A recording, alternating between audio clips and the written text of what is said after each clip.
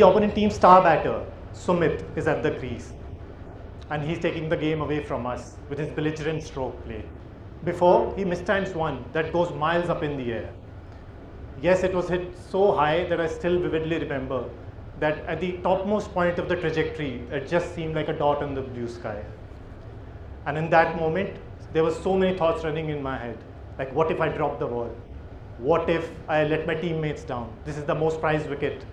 If I take this catch, we win the match. And on top of that, from all 360 degrees, I hear my teammates scream at me, "Catch it, Sanju!" Sanju, yeah, that's my nickname. Okay, back to the ball, it's still in the air, we have a catch to complete. So, the wins that day weren't helping the cause either. Because as the ball was coming down, as it started its descent, the ball was swirling, swerving as it made its way down. And something beautiful happened that day, something magical. I saw the ball, and in that moment, I could feel my heartbeats. I centered myself, grounded myself, and I told myself, you know what, Sanju, you've got this. You practice enough for these very situations. And the next moment, the ball sat right in the middle of my palms, safe as houses. And I could see my teammates run up to me and they lifted me up. Everyone was jubilant. Now, if you happen to ask a certain Sir Isaac Newton, he would suggest that I experienced gravity that day. But it was a cricket ball, not an apple, although even it was red. But then, if you ask me, I'll say, I experienced something more profound. I'll say, there's some issue with the mic. I'll suggest I experienced something more profound that day. Something that we refer to being in the zone, as I was one with the ball, as I locked my eyes on it. Hello everyone, my name is Sundeep Sangwan, and I have an experience of 10 years researching how to be in the zone. In those very moments, how do you apply your focus? And I've found that anyone who applies the CID framework can get into that zone more often. So that's what we're going to look at today, so let's deep dive into it. Winning the mental game, how athletes stay focused and how you can too. But before we start, I have a couple of quick questions for you. Remember a time when you were in that zone? Knowingly or unknowingly, we all have felt those moments, but we're not conscious about it. I became conscious about that moment when I caught that ball the other day. I'm sure while riding a bicycle or going to work, studying for an exam, anything, you must have felt that. And what if we can access that focus anytime when we want? That will be powerful, won't it? So first, so much talk about focus. First, let's understand what exactly is focus. Now, if I have to look at this room and if it's well lit, then I can loosely translate it to attention. I can look at everyone and be attentive. But now suddenly I become interested in that guy sitting over there or this beautiful lady sitting here. I'll have to really hone my attention on them, pay undivided attention and really focus on them. So that is what focus is.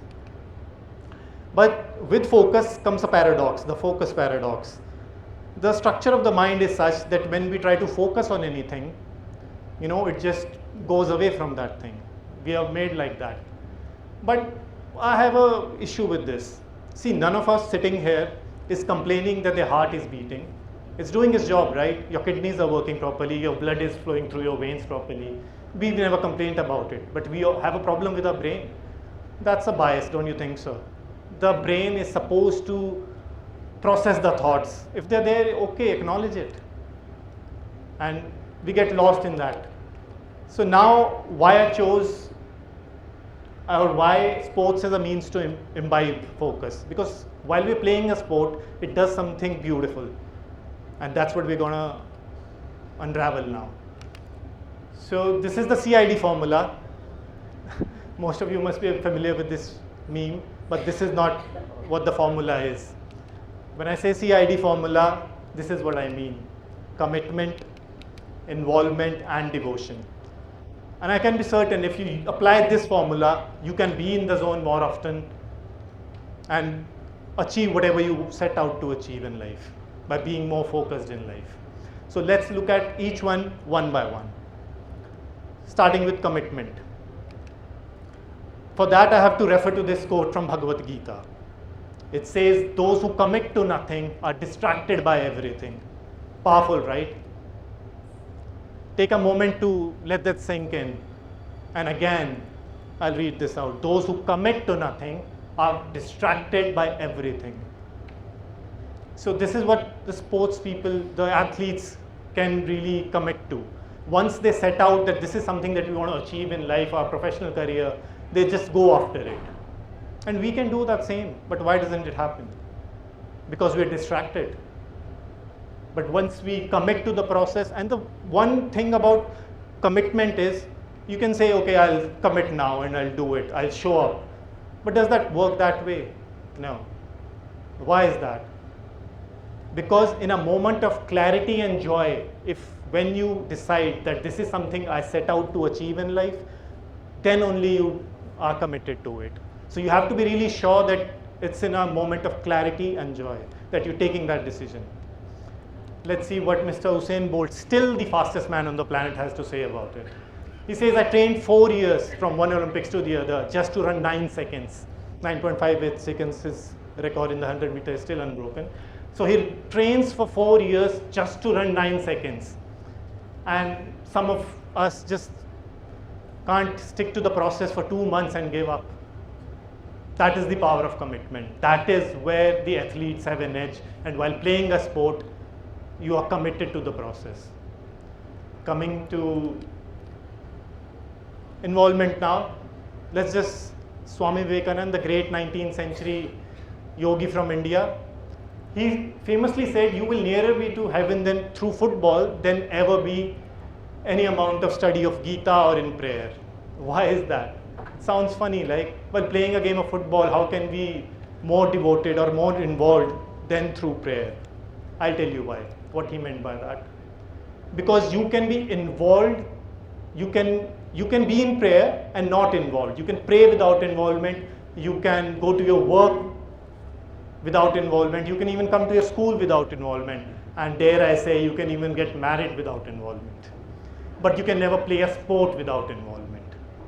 This is the power of this quote. Just imagine someone passing you a football and you have to run 10 meters to collect the pass. You have to be involved, you have to anticipate. Or playing a board game like chess, you even have to anticipate the opponent's move. And not just one move, 3 moves that he'll be making. That's the power of involvement. And through sports, it happens automatically. You cannot play a sport without involvement. That's what sports does to us. Let's look at Roger Federer. Roger, my Roger, great Roger Federer. Even in this picture, look how he's focusing on the ball. It's almost hits the center of his racket. You know, if any one of you here, I'm sure most of you would have seen him play in his prime. I still think that poetry in motion was a quote or a phrase invented just for this guy. It was a treat to watch him. And right now I'm digressing. Focus, Anju, come back to the topic. So he says, while you're playing a point, it has to be the most important thing in the world, and it is. But once it's behind you, it's behind you. Some of us get so caught up in involve ourselves to a level where we seek perfection. He says, forget perfection. Focus on the next move. So this is the power of involvement. And that's what we learn from sports people. Now, for most of us, in any area of life, any sphere of life, if we take care of commitment and involvement, we'll earn a good living, we'll even make a name for ourselves, and so does most of the sportsmen. But there is another dimension which separates those 1% people, and that is the dimension of devotion. When you are devoted to the task at hand, when you surrender to it, something powerful happens. The grace of the existence works through you, it flows through you. Why everyone knows how to play a cover drive or a straight drive in cricket, right? But why when Sachin did it, or how he conducted himself on and off the field, why we were like Sachin, because of this. Even this second picture here, when he's bowing down to the pitch in his final retirement match in 2013 in Wankhede Stadium, he says, it's like when I step foot on a cricket field, it's like I'm entering a temple. He became a devotee. So powerful things started happening through him because he kept himself away. He kept his ego away. That's the power of devotion. And as I again said, only 1% of people reach there, be it sportsmen or anyone doing good in their area of work. So if you follow these 3 steps, CID method, commitment, involvement, and devotion, you will find that you don't have to focus on anything as such. You'll automatically be focused because you'll start to do the right things which are required to do that task. Now, if I ask any one of you or most of you to, tap the person on the shoulder sitting next to you and ask them to focus, it might just wake up the sleeping souls here, good for me, but then it will be an external means to do it. Even the students who come to school, most of the teachers here or their parents are telling, focus on your studies, you have to score well in exams. But why aren't they able to do it? Because it's an external form of doing it. But these 3 are an internal form of imbibing that focus. So, but there are a lot of distractions, right, when we try to focus. So we have to navigate through the mental clutter. Everyone goes through it. And for the times that we live in, we are so addicted, especially to the phone, that we have to juggle through relationships, exams, social media. But don't you think the athletes have the same issues? They do. But why are they able to zone out and zone in when required? Why is that? Let's see what Cristiano Ronaldo has to say about it. He's still wearing the number 9 jersey in his first year at Real Madrid because Raul was still the captain. So he says, your love makes me strong and your hate makes me unstoppable. Because imagine 40,000 people booing you in a stadium, but he still focuses on the task at hand. Because he's involved, he's committed, and he is devoted. So that's a good point to learn from him. And the 90-second rule for handling emotions.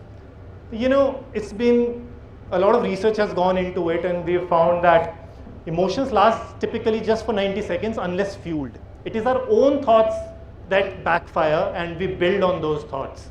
And our whole day or a week or an year passes like that. But athletes know the power of this thing. Novak Djokovic, the 24 times Grand Slams winner, the most in men's professional tennis history, is a big proponent of this thing. And he uses the breathing exercise as a means, and a quick one here, the box breathing technique, in which you breathe in for 4 seconds through your nose, you hold your breath for 4 seconds, and you exhale for 4 seconds through your mouth. It centers you, it grounds you. Just try it. So acknowledge that emotion, be in that present, acknowledge it, it's okay. Even he has gone on to smash rackets on court, but then what separates him from the other players is that he's able to come back very quickly to the moment. And that's what makes him such a big winner. Visualization. Most of the sports psychologists these days are talking about visualization. But what is that visualization? You have to imagine, close your eyes and imagine your success as if it's happening in real. And just be with those emotions. Because when you do that, it does something really powerful. And this is an advanced technique, but athletes like Muhammad Ali, see, I'm the greatest, I said that even before I knew I was. Because they believed in their abilities, and they could picture it, envision it, and it became a living reality. Brain believes what it visualizes. Picture yourself succeeding. Now moving on to another thing, see, building a strong routine again. If you're committed to the process, we don't have to tell you that you have to wake up 4 a.m., go for that run, or attend that last night session, or focus on your studies. The commitment takes care of it. By the way, even Salman Khan says it. एक बार जो मैंने commitment कर दी तो फिर मैं अपने आप के लिए नहीं सुनता. It's not just for humor, but there's depth to that thing. In a moment of clarity and joy, if you commit to something, stick to it, because it will do wonders to you. So building a strong routine, consistency is key. We can all take a leaf out of it. The much revered, the successful captain India has ever had, Mahendra Singh Dhoni, he talks about follow the process. Follow the process, follow the process. Why does he say that? Because we are so tied up with the result, end goal, I want to win. But how do you win? You have to be with the process. If you want a mango, you don't think about the mango. You think about the seed, you think about the soil, you think about the sunlight, you think about the water. Mango will happen. So result is the byproduct of the process. We all have to keep this in mind. Even after following these many steps, there comes a time when we face a roadblock. So we need to have a growth mindset. Michael Jordan, the NBA legend, the basketball legend, said, I miss more than 9,000 shots in my life, and that is the reason why I succeed. Because he was focused on his growth. Nothing ever deterred him away from it. That's the power of focusing correctly. And now that you have these tips and tricks with you, I would advise that you go on, implement one at a time, and just start noticing the results that you get. You'll be more focused, more centered at the task at hand. And I'll leave you with, if not you, then who? If not now, then when? Thank you.